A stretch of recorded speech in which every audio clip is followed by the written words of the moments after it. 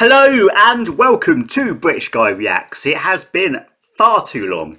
Entirely my fault. I've been ill for the past couple of weeks. I haven't done any videos.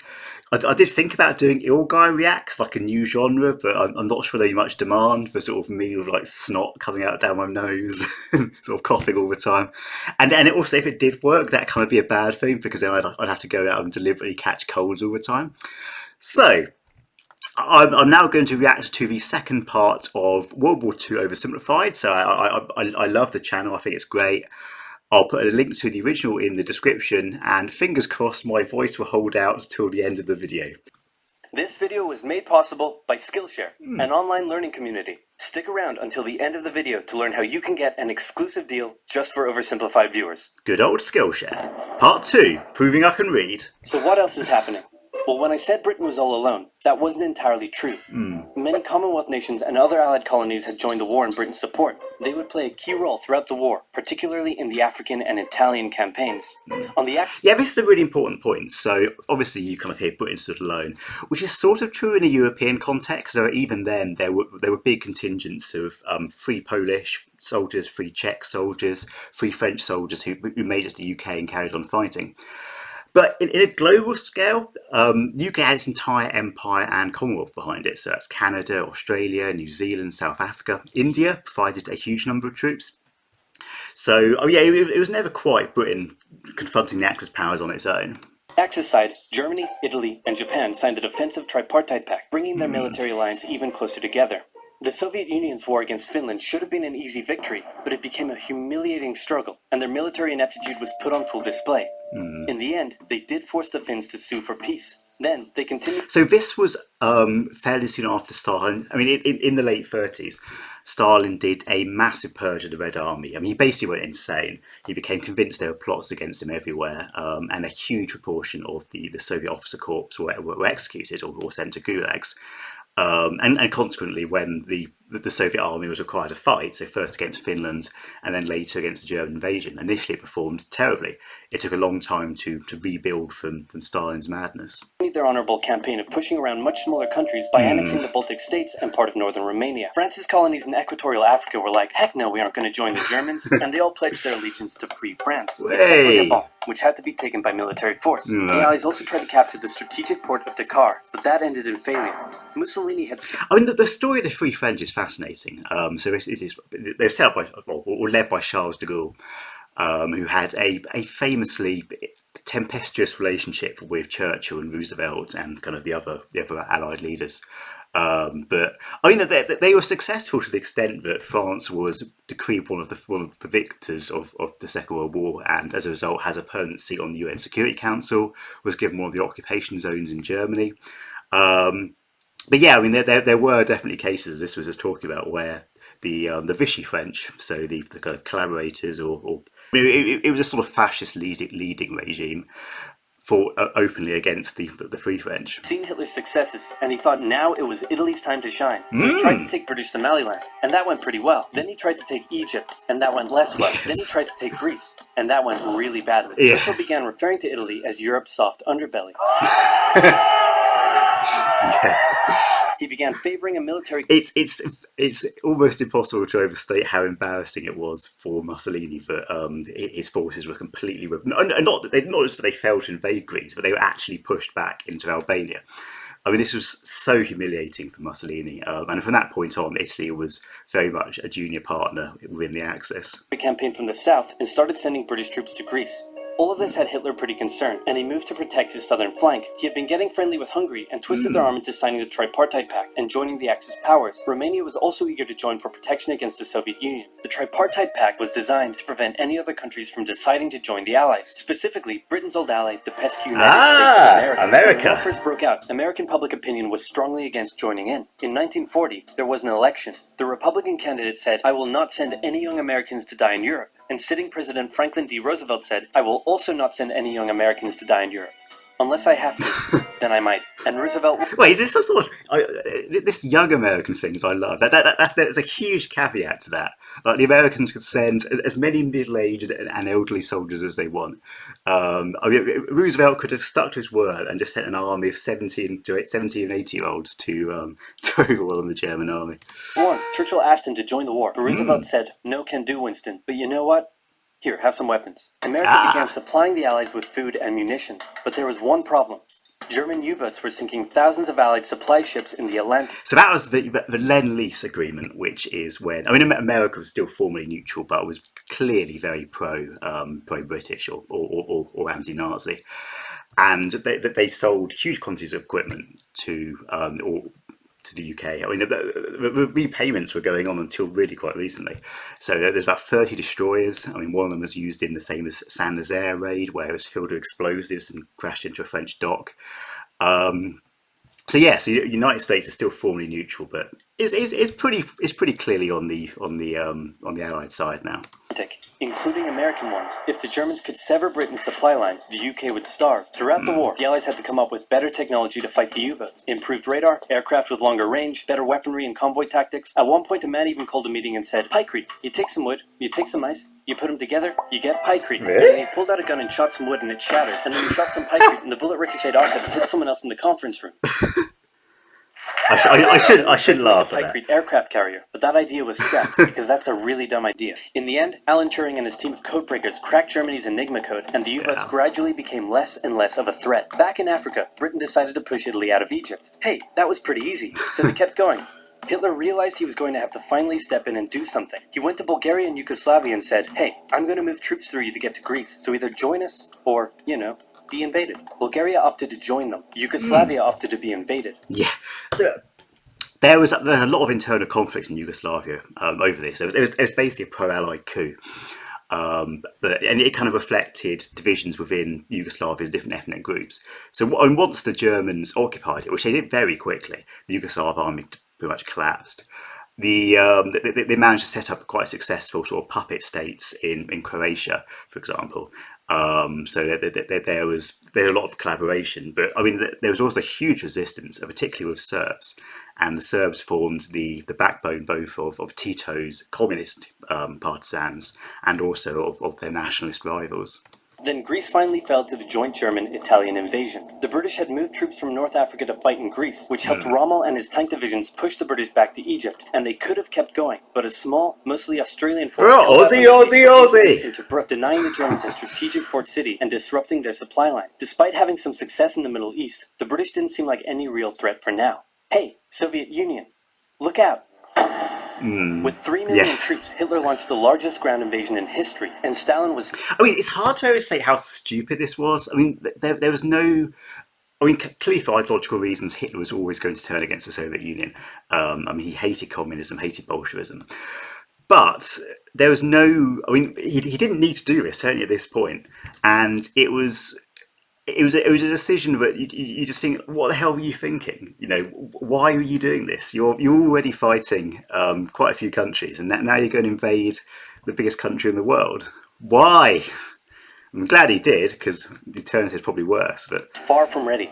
Both Churchill and Roosevelt had warned him of an impending attack, but he dug his head in the sand, and the Soviets didn't stand a chance. Germany made staggering progress, with huge encircling movements capturing mind-boggling numbers of Russian troops. 250,000 at Bialystok, Minsk, 300,000 at Smolensk, nearly 700,000 at Kiev, and again at Vyazma and Bryansk. Leningrad... It's very hard to overstate just how brutal the war on the Eastern Front was. So we're talking about all these soldiers getting captured. And it wasn't like on the Western Front, where, generally speaking, the French army and the British army and the Americans and Germans broadly respected each other and generally treated each other in a kind of accordance with the usual rules of war.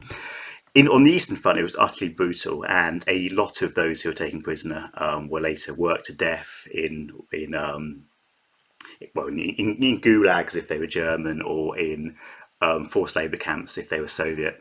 Actually, some of the Soviets were later sent into gulags when they returned to the USSR at the end of the war, because they were regarded as cowards for having surrendered. But it was an absolutely brutal war. It was...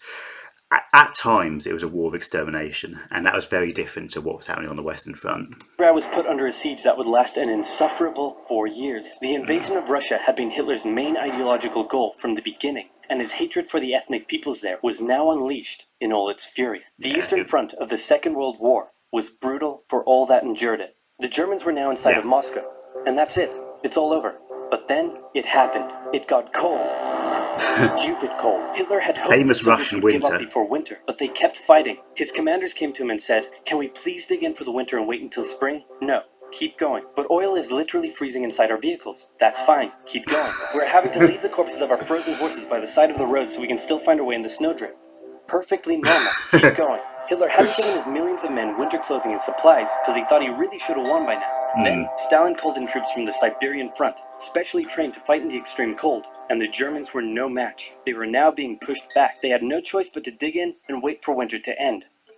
I mean, so both the Soviet Union and Nazi Germany, both of them made some huge mistakes. So, as a result of their leaders, as a result of Stalin and Hitler, respectively. So you have these two enormous behemoths, which were huge economies, huge militaries, huge populations. And occasionally, both of them would just do something really stupid. So, for example, the Soviet Union purging its officer corps in the mid to late 1930s, and then the Nazis invading the Soviet Union. So you sort of had these two incredibly powerful countries, but would occasionally do something really stupid because of their very questionable leadership.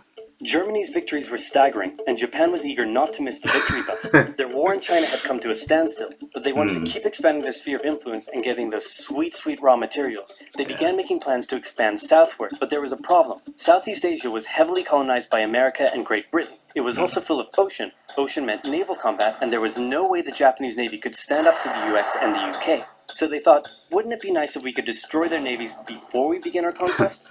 So, I mean, this was exactly the tactic the Japanese used against the Russians in the Russo-Japanese War of 1905. There was a surprise attack on Port Arthur, which was very successful. It was also kind of, I mean, we're getting to Pearl Harbor, basically.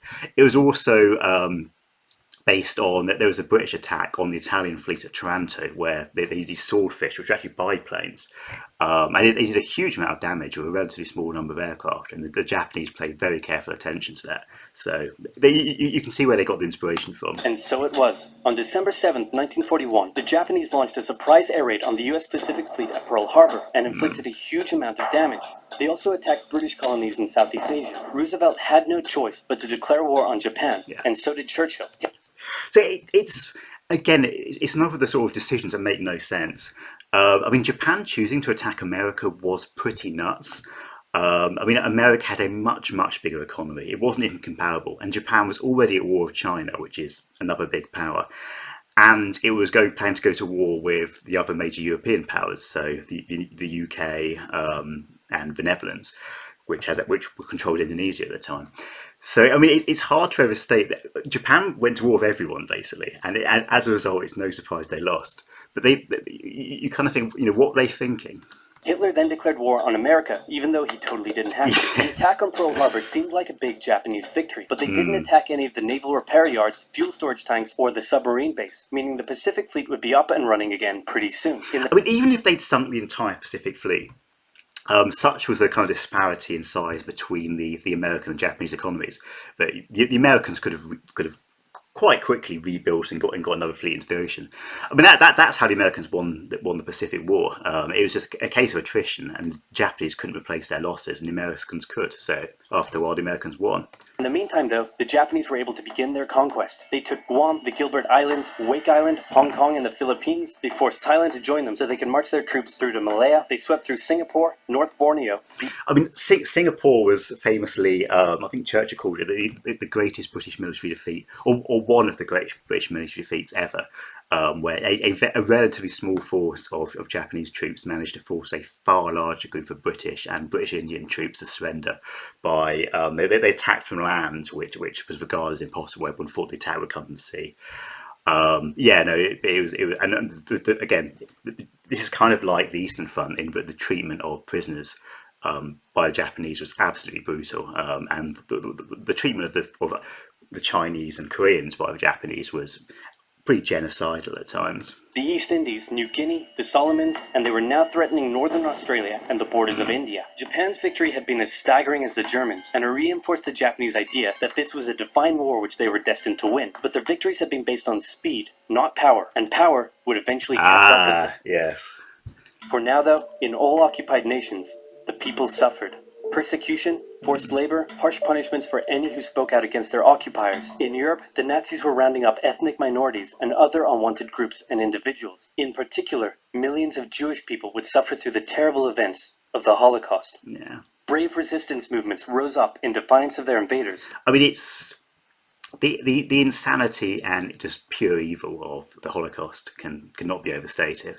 I mean, the Nazis weren't, as I say, quite a few of the countries involved in the Second World War were engaged to some extent in ethnic cleansing. So, I mean, the Soviets did it as well. They became very paranoid about some of their ethnic minorities that they thought might be disloyal. So, for example, the Crimean Tatars, a huge number of them were forcibly moved across the Soviet Union from Crimea, which was their home, to sort of Siberia. And this happened to quite a few ethnic groups the Soviets worried might be disloyal. So yeah, I mean, the Nazis were and to some extent the Japanese were the big offenders in terms of genocide. Well, the people held out for hope, and hope was coming. Winter was over, and Hitler could continue his push eastward.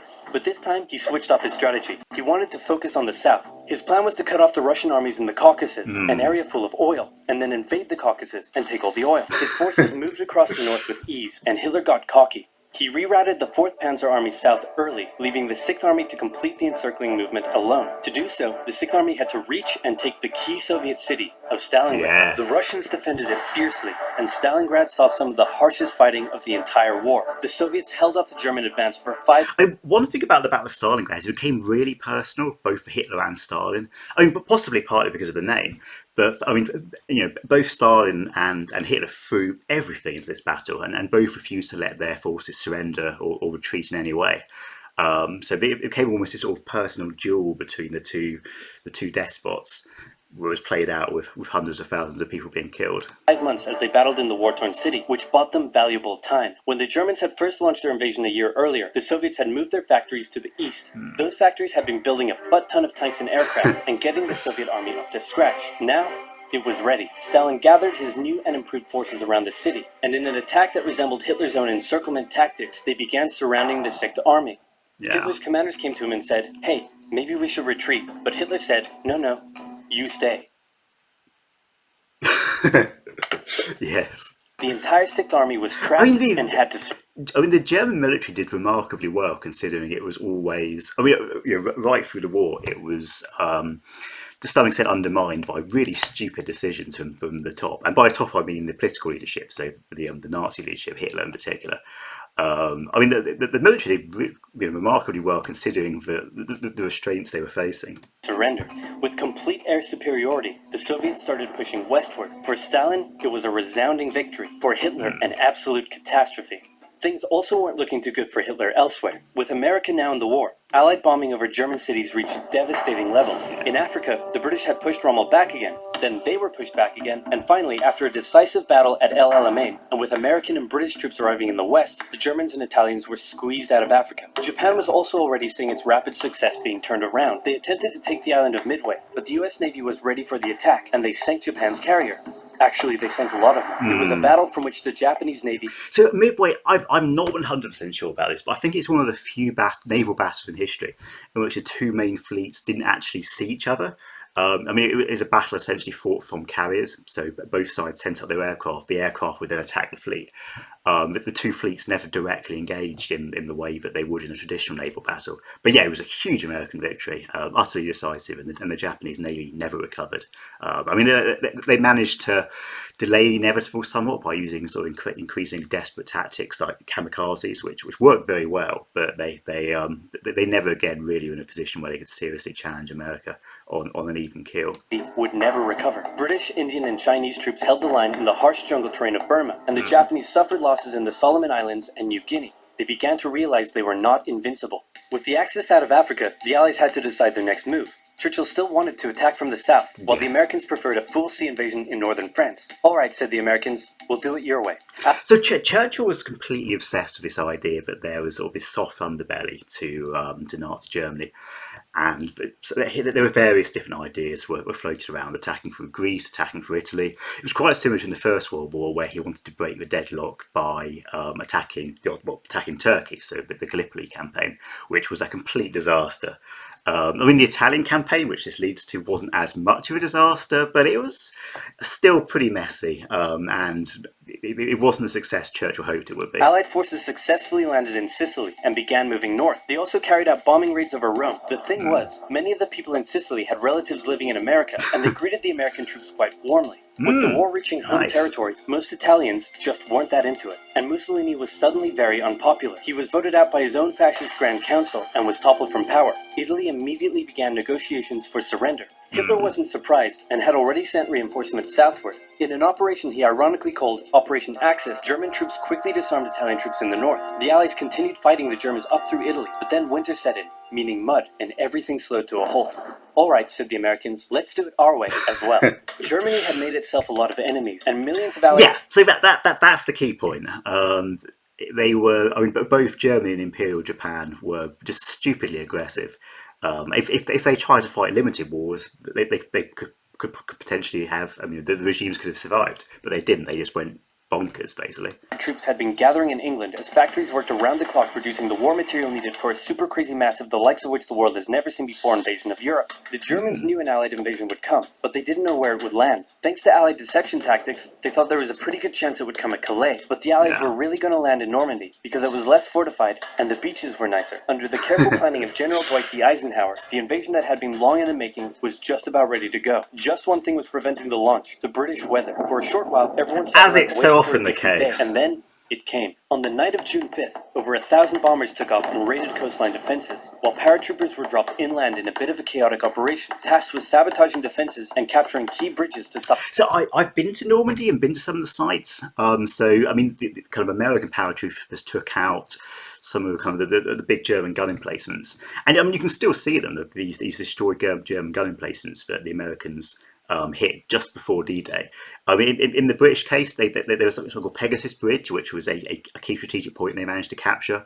With quite heavy fighting overnight before the main landing on June the 6th. Stop any German reinforcements from reaching the beaches. Early the next morning, the barrage came, as Allied ships fired a huge number of shells at the German fortifications, and then the landings. The Americans at Utah and Omaha, the British at Golden Sword, and the Canadians at Juneau. It was a tremendous struggle with a great loss of life, particularly at Omaha, but the Allied troops captured the beaches That's and the landings were a Saving Private Ryan success. beach. Then they began their movements inland. They took the port of Cherbourg and the city of Caen. The Americans moved south to capture Brittany. Then, in a massive disaster for the Germans, British and Canadian troops from the north and Americans from the south trapped the German 7th Army in a near wipeout encircling movement. In August, Allied troops landed in the south of France to little resistance. On one beach, all they found was a Frenchman handing out champagne. Paris was liberated, and the Germans were pushed out of France as the... Probably one of the few times in history that the French have been, or a Frenchman has been pleased to welcome the Brits and Americans. But, you know, enjoy it while you can. Allies entered Belgium. In the Far East, the Allies started to push the Japanese out of Burma, as the Americans launched a two-pronged offensive in the Pacific. In the south, General MacArthur led the push to liberate the Philippines, while General Nimitz... So this is the famous MacArthur standing on the beach of the Philippines as he left the first time, saying, "I'll be back." And then, of course, he was. And then later on, the Terminator nicked his phrase, which was a bit unfair. Saw the brutal island hopping campaign. American forces had to make hard-fought landing after hard-fought landing on fiercely defended small islands as they moved steadily towards the Japanese mainland. The Japanese believed that the greatest thing a person could do was to die in battle, and the most dishonorable act was to surrender. As a result, they fought ferociously to the very end, and the closer the Americans got to the mainland, the more ferocious the resistance became. In February 1945, the Americans captured the island of Iwo Jima, and an intense firebombing campaign of Japan's wooden cities began. The Allies suffered some setbacks trying to liberate the Netherlands, but they were making progress and were now threatening... If you ever get a chance, so that was the Operation Market Garden, it's called. It was an attempt basically to seize a series of bridges and therefore bypass the main Rhine defences. If you ever get a chance, watch A Bridge Too Far. It's a really good film that deals with the subject both from from the American and the British perspective. In the industrial heartland of Germany, Hitler's health, both mentally and physically, was rapidly deteriorating. Things were looking bad, and he was desperate. And he said, "We need I mean, he'd never been the most level-headed guy, had he? Let's be honest. to turn this thing around, and I have just the trick. Remember a few years back when we blitzkrieged through the Ardennes and trapped the Allied forces in Belgium? Well, I'm going to do the exact same thing. Again. He gathered his forces and tried to pound them through the Ardennes. He used up the remainder of Germany's strength and resources, and he managed to create quite a nice bulge. He also trapped some American forces in the Belgian town of Bastogne. The Germans sent the trapped Americans a message saying surrender or be annihilated. When it was read out to the commanding officer, he said, "They want to surrender? No, sir, they want us to surrender." Nuts! And that's what they sent off as their official reply. General Patton's Third Army then managed to break the siege from the southwest. I mean, so that this talks about kind of the difference between the offensive in the Ardennes in 1940, which works, and this one, which didn't. And really, the key thing was air supremacy. I mean, by this point, the Allies had complete air supremacy. I mean, the Germans did make quite a big advance initially. A lot of that was because there was initially a lot of fog. The weather was terrible, but once the weather cleared up, Allied air supremacy was really brought to bear. Whereas, of course, in 1940, the Allies didn't have clear air supremacy, and that was decisive. And the Germans were pushed back. Hitler's last-ditch attempt had failed, and what followed was a total collapse of the German forces. The Allies pushed into Germany from both sides. The Soviet Union took Warsaw. I mean, what's crazy is just how long Germany carried on fighting for. So, I mean, by this point, it was pretty clear that they would lose. I mean, Hitler's whole hope was always that there would be some kind of falling out between the USSR and the Western Allies, and that they would end up fighting each other, and perhaps that then the Germans could be useful for one side or the other. I suppose there's always a vague chance. We did have the Cold War, but it's always one hell of a long shot. But the other thing is, the advance of the Soviets into Germany was absolutely brutal, and there was mass ethnic cleansing of Germans. I mean, not just by Soviet forces. From a number of East European countries, there was ethnic cleansing of what had been quite large German minorities. And kept pushing to Berlin. In his bunker, Hitler realized all hope was lost. Hooray! And with it, Hitler's dreams of a great German empire. Yeah. Two of the Axis nations had been knocked out. I mean, Hitler did survive an assassination attempt, and had the von Stauffenberg. Well, he survived lots of assassination attempts, but there's one that got particularly close with a bomb from a guy called von Stauffenberg. Had that succeeded and Germany had a sort of palace coup, you can quite easily imagine an earlier surrender. But I mean, as it was, they fought literally until Hitler's death. One to go. The Americans began their assault on Okinawa, the last island before they would reach the Japanese mainland. Yeah. The desperate Japanese fought hard, launching kamikaze attacks on the US ships. The citizens of Okinawa suffered through the terrible fighting, but in 2 months, the island was captured. I mean, a lot of the civilians in Okinawa committed suicide because they were told, official Japanese propaganda was that the Americans are going to come and they're going to torture you and rape you and so on.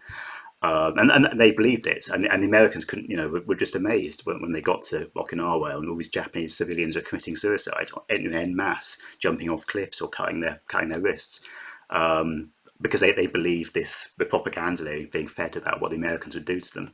Allies now had to make a choice. Either continue the devastating struggle up the Japanese mainland, or they could try to coerce the Japanese into surrendering now. In July, the first successful atomic bomb test took place in New Mexico, and the destructive weapon was ready for use. America and the UK were also seeing the Soviet Union not so much liberating as occupying its captured territories, and so they wanted to put on a show of force. On August 6th... I mean, with the nukes, one of the big ironies was that some of the scientists that played a really key role in the development of nuclear technology were German, particularly German Jews, who'd obviously been forced out by Hitler's vile anti-Semitism. So it's kind of ironic, is that Hitler's racism was one of the reasons why it was the Allies that got the nuclear bomb and not the Axis. The A-bomb fell on Hiroshima. Then, on the 9th, Nagasaki.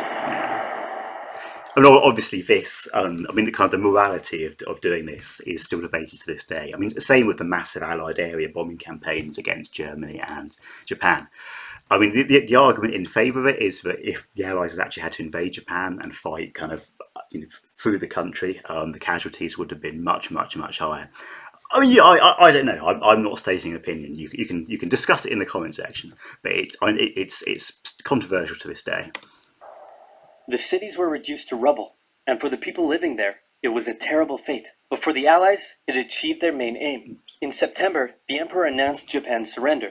So the other thing this didn't touch on was the Soviet Union launched a huge offensive against Japan as well.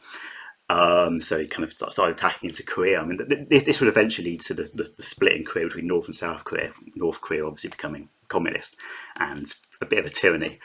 But yeah, so I mean, Japan was hit by a double whammy. First of all, nukes going off, and with the threat of a nuke hitting Tokyo, and also of the big Soviet invasion. Saying the war situation has developed not necessarily to Japan's advantage. Yes. After 6 years, war was finally over. The Way! Allies occupied Japan for 8 years. The Emperor was allowed to keep his position, but General MacArthur made sure this picture was printed in the Japanese press to display to the Japanese people that their emperor was not the divine, powerful being they had believed. Yes. Germany was divided between America, the UK, France, and the Soviet Union. In 1949, the Allied sectors were united into... I mean, so it's kind of interesting little aside is that the UK was very keen for France to have a sector. I mean, Churchill wanted France to have a sector, and that's kind of why France got its own sector and was treated as one of the victors. But there were some very complicated relationships between de Gaulle and Churchill and Roosevelt and the Free French, which is fascinating, but probably a subject for another video. To West Germany. The Second World War had been more terrible and destructive than the first. In its aftermath, two major superpowers... I mean, it was also very rare, so... of all the conflicts in human history, the vast majority have seen more people killed indirectly, so either through usually disease, but also starvation, than direct combat. The Second World War was one of the few where more people were killed directly. I mean, a lot of those people killed were people being killed being butchered in genocide and civilians being killed. I mean, it was an awful event for the worst disaster our species has yet had. I think it would be fair to say. With two very different ideologies had come out victorious, and the tension between the two of them would create a new kind of war. A very, very cold one. Yes. So yeah, that's a very good summary. My voice is just about to pack up. I don't know if you've been able to pick it up, but this has been not the easiest video to make. Not just because of the very difficult subject matter, but yeah, I think that's a very good summary. It obviously takes us up to the Cold War. So I mean, the Second World War basically destroyed Britain and France as major world powers, and of course Germany. So it left a kind of duopoly between the United States and the Soviet Union, which was become dominant throughout the Cold War until the United States effectively won in sort of 1990, 1991. But yeah, no, thank you very much for joining me. Please do subscribe, leave a like, and I hope to see you again, and hopefully next time my my voice will be recovered a bit. I kind of parted this video because I hadn't done one for about 3 weeks, and I knew I kind of had to do something. But hopefully by the time the next one I'll have fully recovered and it'll be kind of back to normal. But yeah, have a very happy Christmas, and I hope to see you soon.